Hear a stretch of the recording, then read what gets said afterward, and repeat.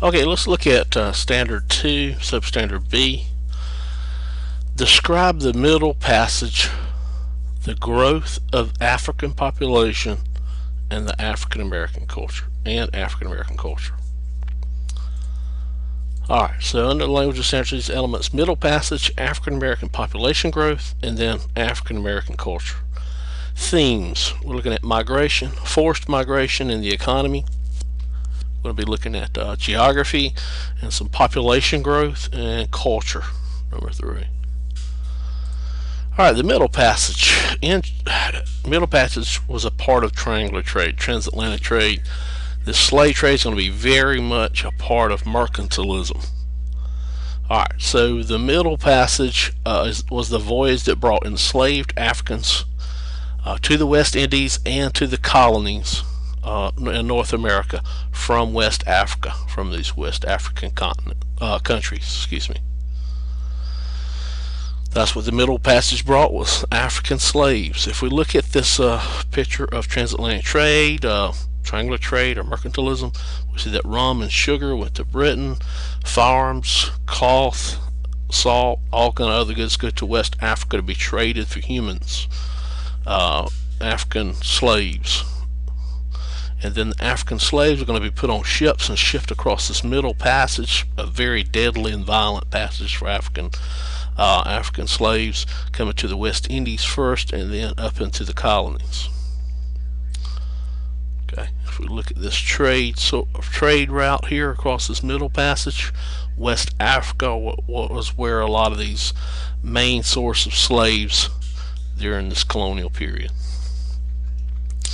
How did they come? They were captured within Africa, within the continent of Africa on the west coast, by other African tribes, and they were taken and put in bondage and chained up and brought to these ships where the Spanish, the Dutch, eventually the English would put them on ships and bound them on the ship, and then stack them inside the ship just like as packed as they could get it, and then they would head across the Atlantic trying to get back to the colonies and to the West Indies.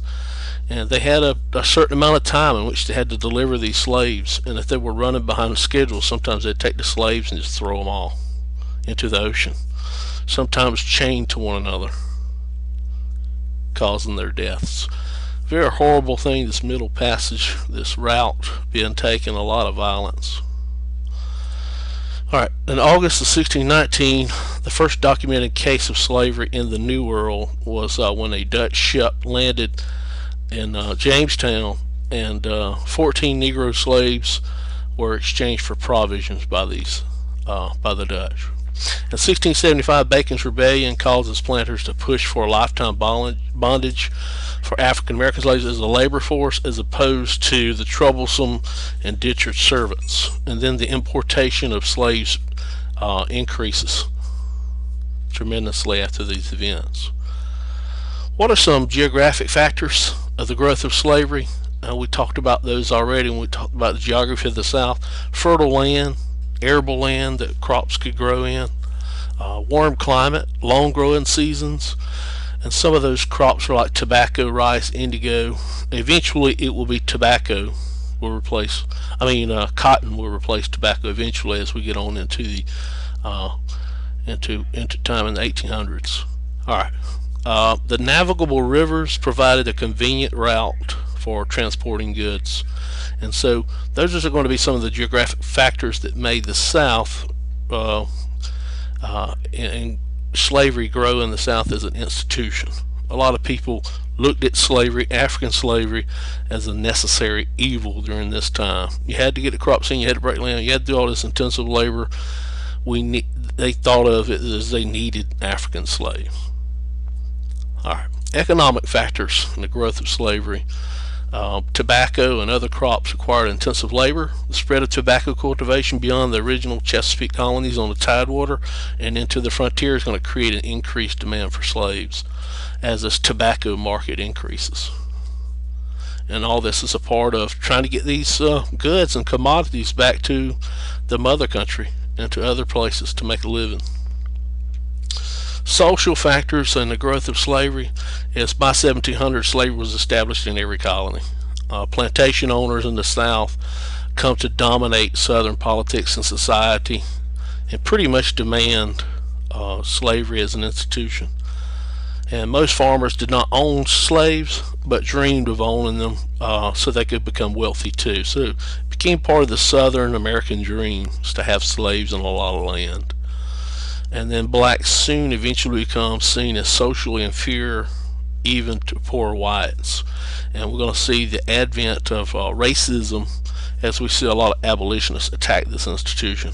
That will increase, and slavery will become looked at as a positive good rather than a necessary evil. But we're going to get to that.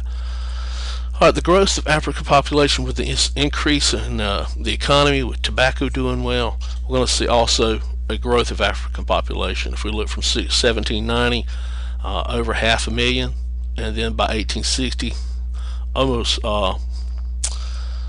4 million slaves in the United States. So it will explode, and the expansion of slavery will happen all throughout the colonies. A result of this will be that African culture will ingrain itself into the history of the United States. And we still see it today. When we get into a later unit, we're going to talk about jazz music, getting its origins from old African songs. The dance and the art and in the literature, we're going to see Langston Hughes write with the blues and the jazz, that cadence. But we'll look at that later. But African American culture is going to be a part of American society. Okay, did we meet this substandard? This is describe the Middle Passage, the growth of African population, and African American culture. I think we have, and we looked at these elements and these themes. I hope this helped.